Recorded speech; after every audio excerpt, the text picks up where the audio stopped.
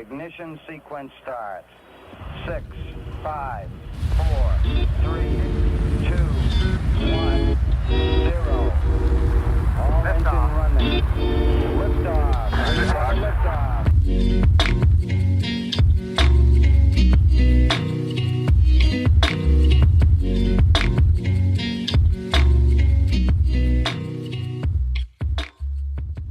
What is up, guys? Hunter Klein here, bringing you this week's episode of Interplanetary Monkeys. Y'all know the deal.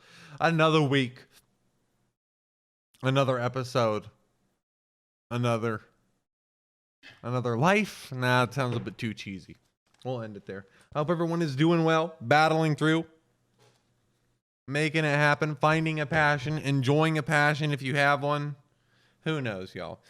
I'll tell you guys right now, things are a little wonky for me today. And things are a little wonky for me today because I watched the movie Don't Look Up last night.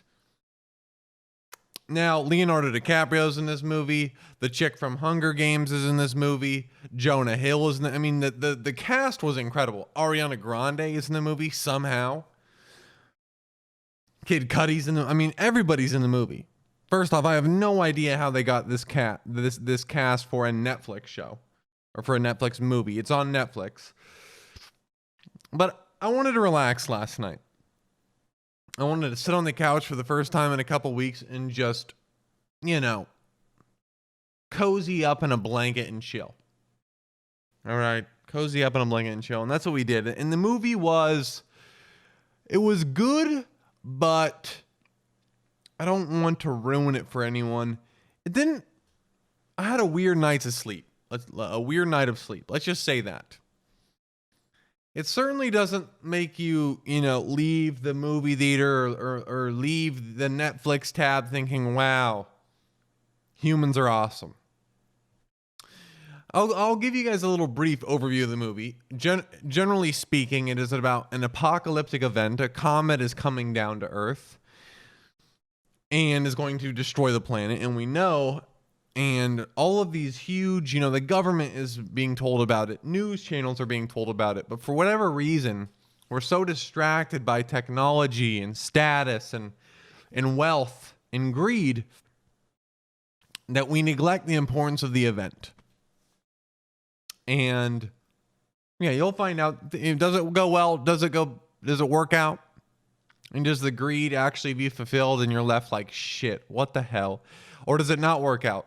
And does the planet get destroyed and you're still like, shit, what the hell?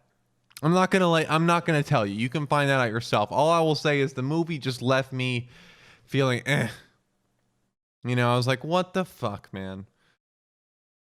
And put me in a weird mood.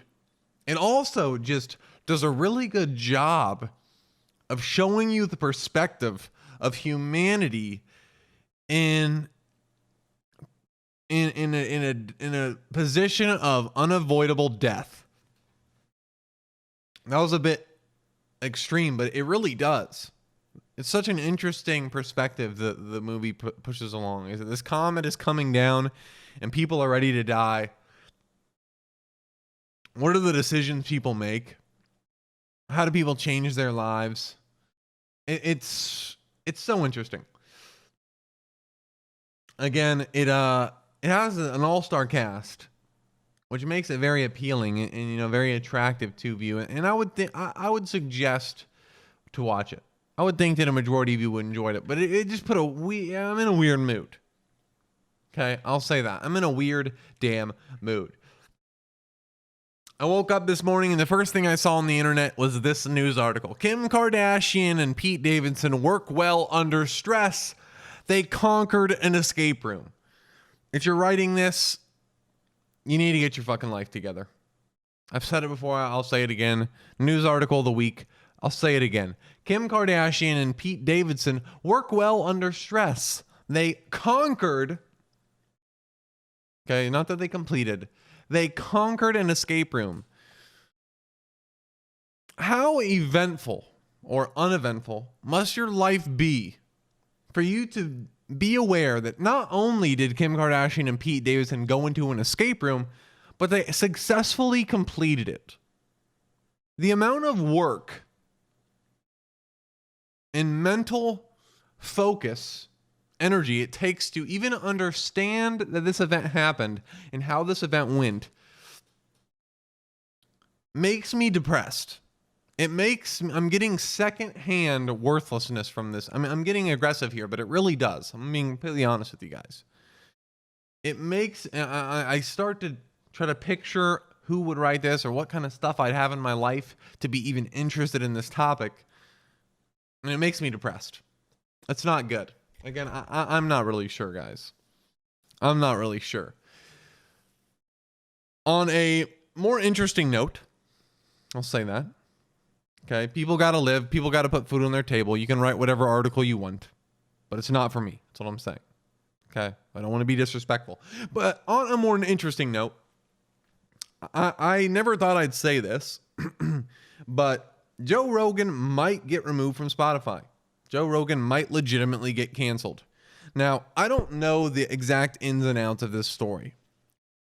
First thing I don't know is I don't know exactly what Joe Rogan said about vaccinations, but essentially, this movement goes a little bit like this. Joe Rogan has been talking about vaccines on his podcast from the very beginning. Okay, Joe Rogan has brought on some of the world's biggest vaccine advocates and some people that don't believe in the vaccine. He constantly has guests that have taken the vaccine, and Joe Rogan doesn't, negatively talk on these people. I've witnessed it. He's not like, oh my God, you got the vaccine. He's like, heck yeah, good for you. He also suggests that younger people don't need the vaccine.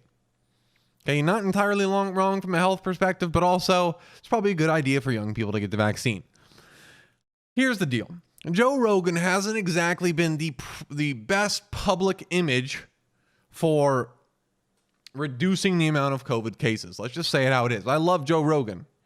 But also, Joe Rogan shouldn't be your source for medical news and national guidance on COVID precautions. Okay?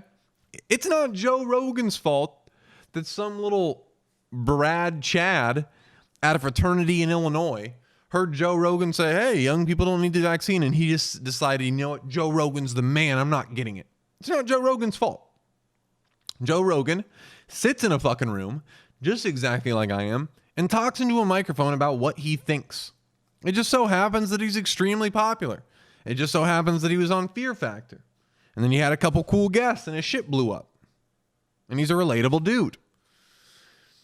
Okay, it's not his fault. Again, he hasn't been exactly the most COVID pro, guiding light of humanity trying to stay healthy during the what do you call this virus outbreak. But at the same time, guys, we need to lighten up on him. Here's the point. Some people don't like what Joe Rogan is saying on his podcast. Apparently they're fed up. Maybe it was something he said specifically within the last couple weeks. I'm not exactly sure. I haven't been listening to the episodes. But it's gone so far that there are Spotify artists, Spotify podcasters that are also signed with Spotify in a similar fashion that Joe Rogan is. And they are refusing to upload music on the platform as long as Joe Rogan is on Spotify. They're pretty much saying, hey, we're not putting anything up on your platform until you remove this doofus. I don't think he's a doofus, but that's pretty much what they're saying. And now it's like a snowball rolling down a hill, right? You see other woke people that probably don't make that much money off Spotify, so they can afford just completely giving up posting shit on there because it doesn't even matter to them anyway from an income perspective. They just want to jump onto the boat and be like, they want to be in the woke crowd like, yeah, me too. I'm not posting anything either. Yeah, dude, no one cares. Okay, and I don't mean to shit on anybody. Like this is what I would be, right? If I was like, you know what? No more episodes of Interplanetary Monkeys until Joe Rogan's off. No one cares, guys. Okay, our population, while I would say impressive, is negligible to these companies. All right, so. There are a few big players, a few big musical artists that have millions and millions of streams that are like, you know what, take down Joe Rogan or we're not posting. I don't get it. I don't get it. And like so many of these drama cancel culture type stories, it's very hard to sift through the news articles and find the truth. So to be quite honest with you, I'm just going to wait till Joe Rogan's response to this, whether it be on this next podcast episode or on an Instagram post or Twitter post, whatever it might be. You can say a lot of things about Joe Rogan, but one thing he is not is dishonest. He'll be completely forthcoming about it. Joe Rogan does an incredible job of admitting when he's wrong. And he does this quite often because he's very open to the fact that he's an idiot. And I'm assuming on the next podcast episode, it's going to be heavily focused on addressing this because I'm assuming that it's kind of a big deal. Okay. The fact that, big players in the music industry, maybe negligible for Spotify. Spotify might not give a shit. Let's be completely honest. Joe Rogan probably gets a lot more views than any of these little schlubs. But assuming that it's getting as much attention and people are actually like striking against Joe Rogan, I would be willing to put money on the fact that it's going to be big, or he's going to have to draw attention to it or call it out. But this just draws an incredible amount of attention to how popular and big Joe Rogan is now. Like, I'm pretty sure he got addressed by the president of the United States in a speech, and someone was like, hey, don't listen to Joe Rogan about vaccines. Or like Fauci said something. I mean, like, Joe Rogan he's like the biggest thing right now it's nuts. It's nuts to see this motherfucker grow. It's so cool. What's the most inspiring about it? Whether or not you believe his views or not, or if you're against it, or you're in all the politics, like, oh, Joe Rogan is, anti whatever. I don't care. You got to appreciate the man's independence. Like, he is his own boss. Yeah, Spotify paid him a shit ton of money, but before that, even he was fine financially, guys. He was his own boss. And he got paid. His business was centered around his personality and him getting on a mic every day and bullshitting. Joe Rogan was the reason that I actually first started podcasting. Now, I started for different reasons. Now I just purely enjoy it. But yeah, he was an inspiration to me, and essentially why you guys are even listening to this episode right now. And I think he's worth appreciating. Hate on him all you want. The guy works hard. He chased a passion. Got a little lucky. Let's say how it is. There's always a little luck involved. But yeah, his lifestyle is to dream of, for sure. So we'll see what happens. Again, I try to avoid the takes and news articles and their opinions of Joe Rogan because they make a lot of money off of writing about Joe Rogan. Let's be honest. You put Joe Rogan in a title with any bullshit, you're going to get clicks and it's going to generate revenue. And it's just like, it's hard to trust. Again, you got to make money. These media people, I mean, it's probably not the best lifestyle. Probably not the best way to support a family. So you do you, guys. You do you. But as far as where I'm getting my information, we're waiting till Joe Rogan speaks up and we'll see what happens. Apparently people aren't very happy about how he talks about COVID. We'll see. We'll see. As far as my personal life, guys, something very exciting happened this week. That being, I got a Whoop strap. Yes, I got a Whoop strap. That's probably the most exciting thing that happened this week. That says a lot about my life right now. Things have been a little bit slow on the business side of things because we essentially have to just sit back and wait for the UI design team to finish. What is a Whoop strap? A Whoop strap is a little monitor that goes on your wrist, and I got the Whoop strap 4.0. I'm not exactly sure what that means, but apparently it's the newest edition that tracks your heart rate, blood oxygen levels, all of this crazy information, and collects it for you in an app neatly. Now, it is absolutely crazy what they can tell you with this information. Now, if we're going to be skeptical of an app's functionality like this, I believe that I am probably the most intellectually apt person to handle this, right?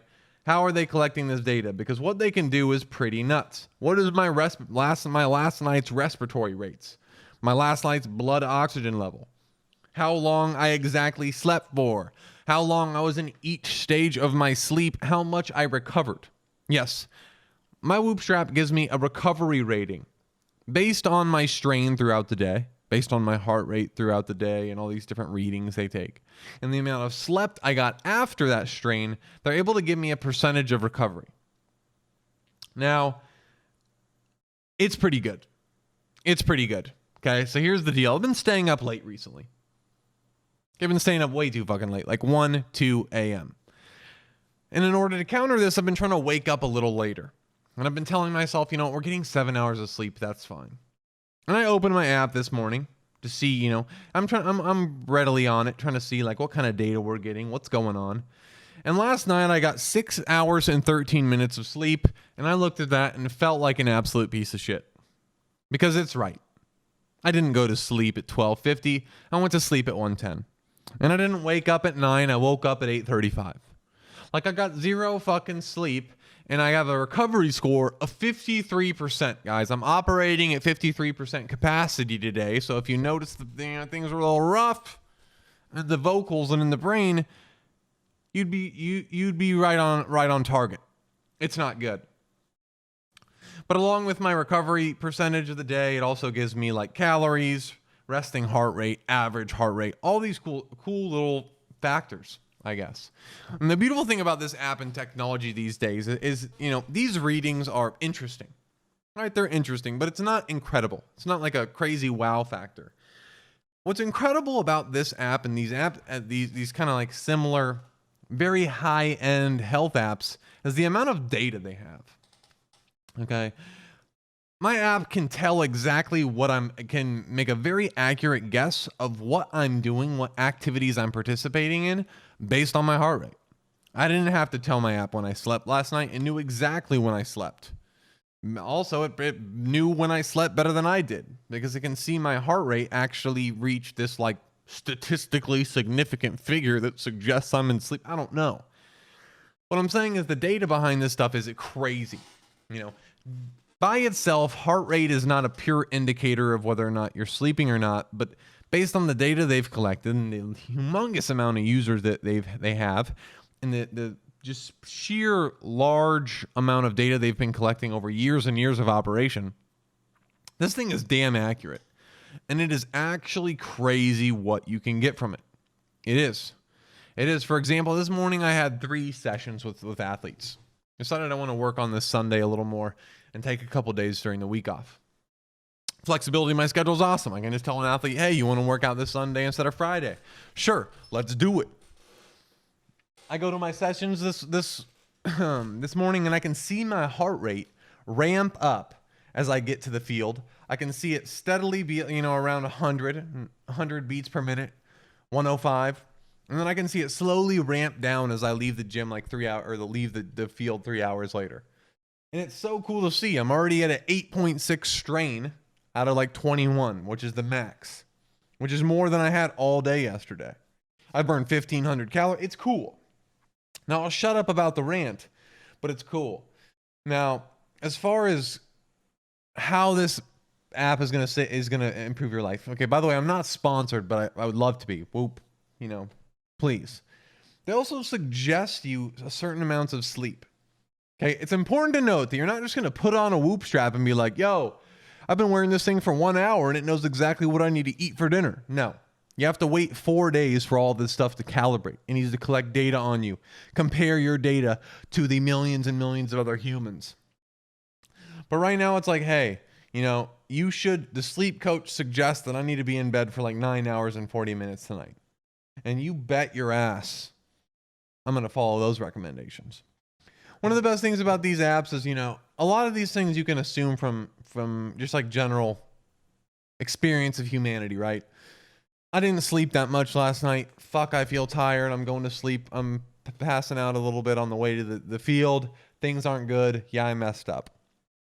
The thing about me is I need like fine print data, and I'll be able to change my habits. And after looking at the data from last night, I'm not going to stay up as late these days. And I'm going to make sure I prioritize sleeping in a little bit because I have the luxury to, 1, and 2, I want to train like a badass tomorrow. So I need it. So the Whoop strap has been cool, guys. And I've only had it for like 3 days. Things are still being optimized. I'm still,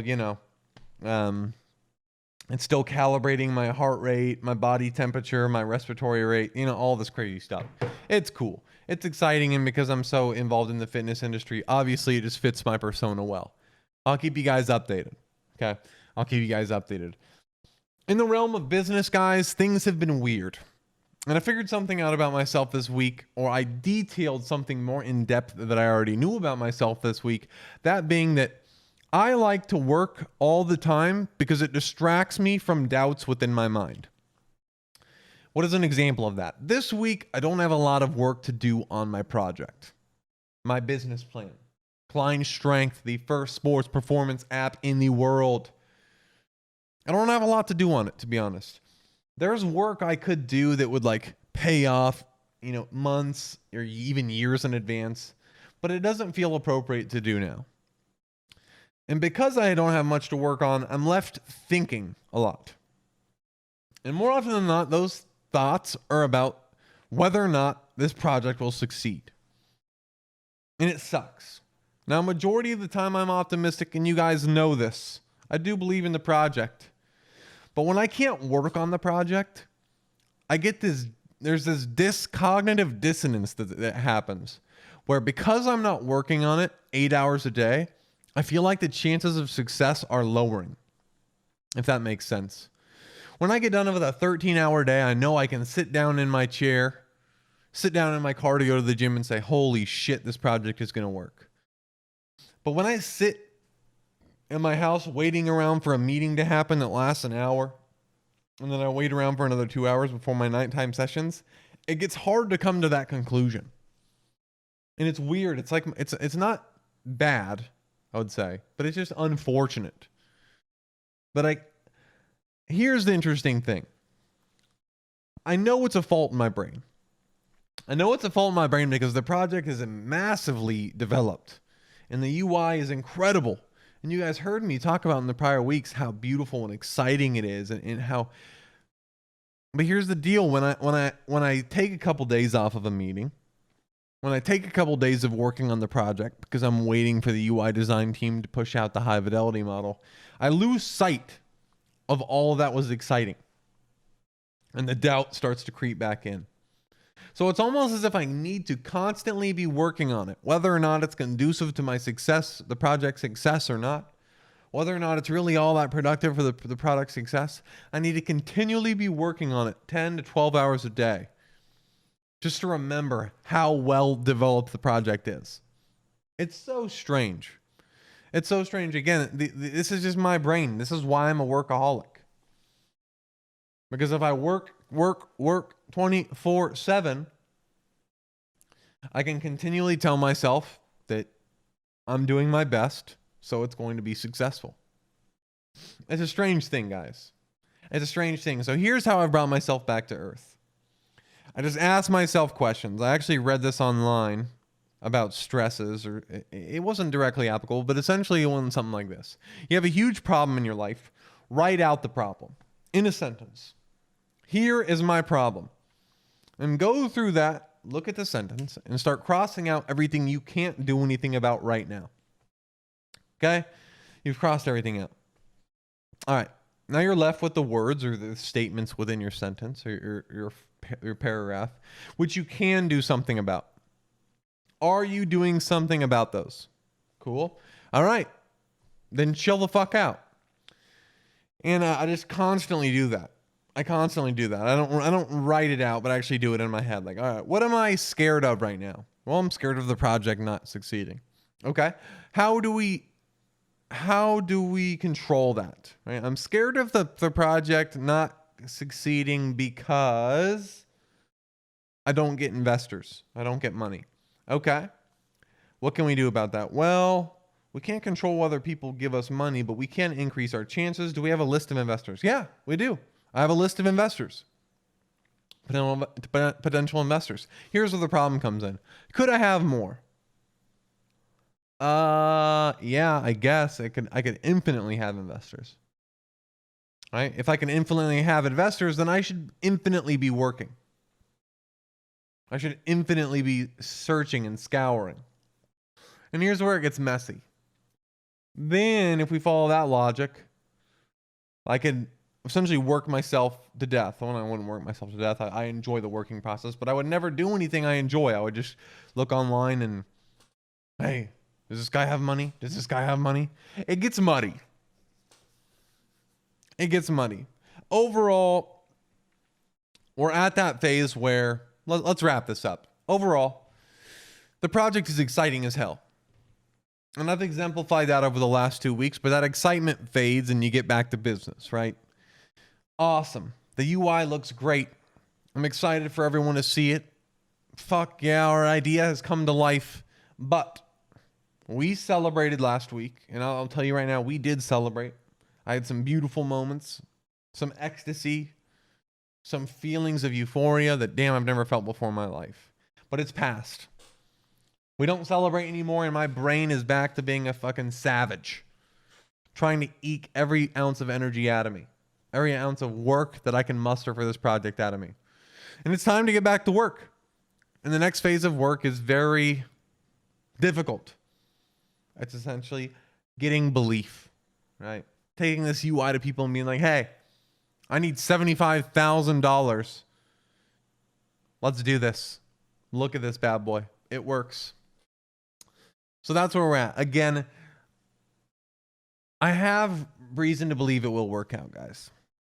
I believe that out of all the phases of this project, my biggest skill, or where the biggest strength of this project is my ability to talk to people about said project. I believe I have a gift of speaking, especially in one-on-one conversations. And this project is so well developed, and I have put so much fucking work into the actual like logistics of it, right? A 150-page Google Doc that covers every aspect of the app, a development team, a completely designed UI, and a story that sells. Along with my just ability to speak and connect with humans. If anybody can do it, if anybody can raise $75,000 for an app, I can. Okay? I'll tell you that right now. It's just, can I meet the people? And here's what's most terrifying about this phase of the project. Again, there is luck involved. There is, guys. Unfortunately, there is.